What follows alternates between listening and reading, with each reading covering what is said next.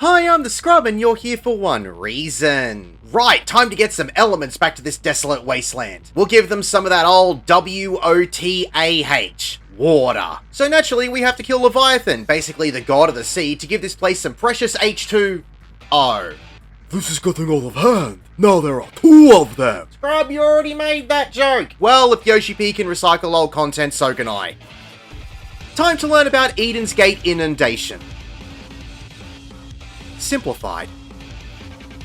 Tidal Roar is a room-wide AoE. Whoever has the aggro of Levichan will get a red marker over their head with the cast of Rip Current. This is a big straight line AoE tank buster, so you need to get away from the rest of the party and everyone else shouldn't stand with the tank. Leviathan will move to one corner of the arena and cast the move Temporary Current. This will create a big blue straight line AoE across the arena with the only safe zones being on opposite corners. If you get caught in this AoE, you'll get a Vuln stack. Drenching Pulse will give random players an AoE at their feet. If you don't dodge out of this AoE, you'll get a Vuln stack per AoE you are hit by. After the AoEs are put down, everyone will get a point blank AoE. Spread out and don't overlap these while also avoiding the previous AoEs. Tidal Wave will create a water spout on one side of the arena. This will knock back all players approximately halfway across the platform. You can use knockback immunity or a well-timed gap closer to nullify the effects of this. Following this, Undersea Quake will have Leviathan's heads take out a section of the platform. You will need to be aware of where Leviathan's heads are to see which sections of the platform will be taken out. If its heads are spread on the outside, then the outside parts of the platform are being deleted, and if its heads are really close to each other, then the inside parts of the platform are being deleted. The first time this is performed, everyone will need to stand in the middle as Leviathan will remove the outside sections and temporarily narrow the area of the arena. If you're still on a section of the platform when it is destroyed by Leviathan, you will instantly die. Crushing Pulse will create AoEs underneath random party members. As you're dodging the AoEs, one healer will get a stack marker. Group up to share the damage after the AoEs have gone off. After a room wide and a temporary current, the arena will return to normal. Leviathan will then cast the move Tsunami. This will give everyone in the party one extra debuff with a countdown timer. Two players will get Surging Waters, which is a knockback from their position. These will go off in 9 and 29 seconds respectively. One healer will get Smothering Waters, which is a stack marker. This will go off in 15 seconds. Four players will get Splashing Waters, which is a point blank AoE on them that will go off in 22 seconds, and one player will get Swirling Waters, which is a donut AoE which will go off in 23 seconds. Here's how we solve this mechanic easily. The first player with the knockback will go right up to the front of the platform as everyone else groups up just behind them. Just a reminder, knockback immunity will not work for this. However, a quick gap closer will work. This will only knock you back a small distance so you can easily get ready for the next part of the mechanic, which is the stack marker. Group up to share the damage. Right after this, the point blank AoEs and the donut AoE will appear on the respective players. Everyone can spread out as best they can, but I'd advise that whoever has the donut stand still, and anyone else who doesn't have a point blank AoE can stand inside the donut and still be safe. Finally, the last person who has the second knockback can move to the front of the arena, and everyone else can position themselves just behind the player with the knockback, just like the first time. When this finishes, the arena will return to normal. After another room wide, Leviathan will cast Maelstrom and disappear from the arena. Small puddles will be created that will expand into lingering medium-sized puddles. If you walk through these puddles, they will give you an Asunaril Dropsy Dot Tick. Leviathan will create a watery portal on one side of the arena. After a few seconds, Leviathan will burst out from this portal and cleave that half of the arena in a straight line AoE. If you get hit by this AoE, you'll get a hard hit with a Vuln stack. The easy way of avoiding everything is to position yourself away from all of the puddles and on the opposite side of the portal to where Leviathan will burst out from. The mechanic will reset itself and repeat before Leviathan will return to the arena. The next tidal wave will also come with another Undersea Quake, but this one will take out the middle of the platform instead of the outside. The entire party can fit on the same side of the platform, but just in case, I'd recommend spreading out across both platforms to maximize the safe space. Watch out for if you use your targeted gap closer during this point, as you'll need to be on an angle that will be really close to Leviathan, as you can easily charge to your death if you aren't careful. There will be a Crushing Pulse for most players, followed by a Drenching Pulse for all players. Then there will be two temporary currents back to back. After the last temporary current has gone off, the arena will return to normal. Mechanics will repeat and cycle from here until Leviathan has been defeated. Congratulations, you have defeated Eden 3.